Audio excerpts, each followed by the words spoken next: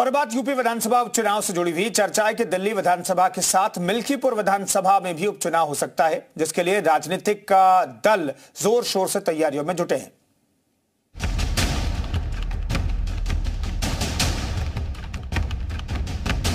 साख की लड़ाई वाली मिल्कीपुर सीट पर अब सबकी निगाहें हैं। संभावना है कि दिल्ली के विधानसभा चुनाव के साथ ही मिल्कीपुर सीट पर भी उपचुनाव कराया जा सकता है। बीते दिनों उपचुनाव में करारी हार पाई सपा अब मिल्कीपुर जीतकर एक बार फिर से बीजेपी के लिए फैजाबाद हार वाला जख्म ताजा करना चाहती है।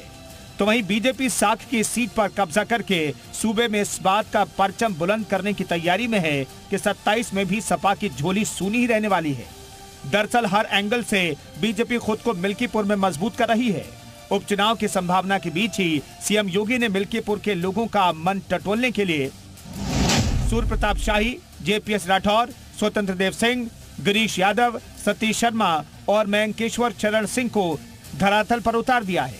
सरकार के मंत्री विकास परियोजनाओं और समस्याओं के समाधान पर ध्यान देंगे। मंत्री मोहल्ले और गांव में जाति और समाज के लोगों के साथ छोटी छोटी बैठकें करेंगे। वहीं संगठन की ओर से एक एक परिवार का डेटा तैयार किया जा रहा है। मिल्कीपुर विधानसभा के उपचुनाव में भारतीय जनता पार्टी को विजय मिले, इसके लिए सरकार और संगठन ने तैयारी शुरू कर दी है।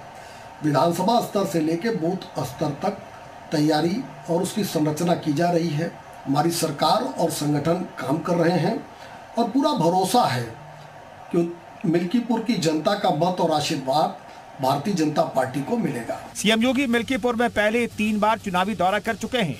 रोजगार मेले के साथ करीब 200 करोड़ से अधिक की विकास परियोजनाओं का लोकार्पण और शिलान्यास भी कर चुके हैं।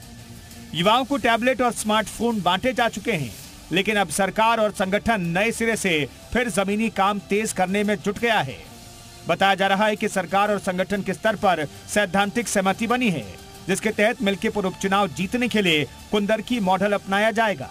आपको याद दिलाते चलें कि हाल ही में 9 सीटों पर हुए विधानसभा उपचुनाव के साथ ही मिल्कीपुर में भी उपचुनाव होना था, लेकिन भाजपा नेता गोरखनाथ की चुनाव याचिका इलाहाबाद हाईकोर्ट के लखनऊ बेंच में लंबित होने के कारण उपचुनाव टल गया।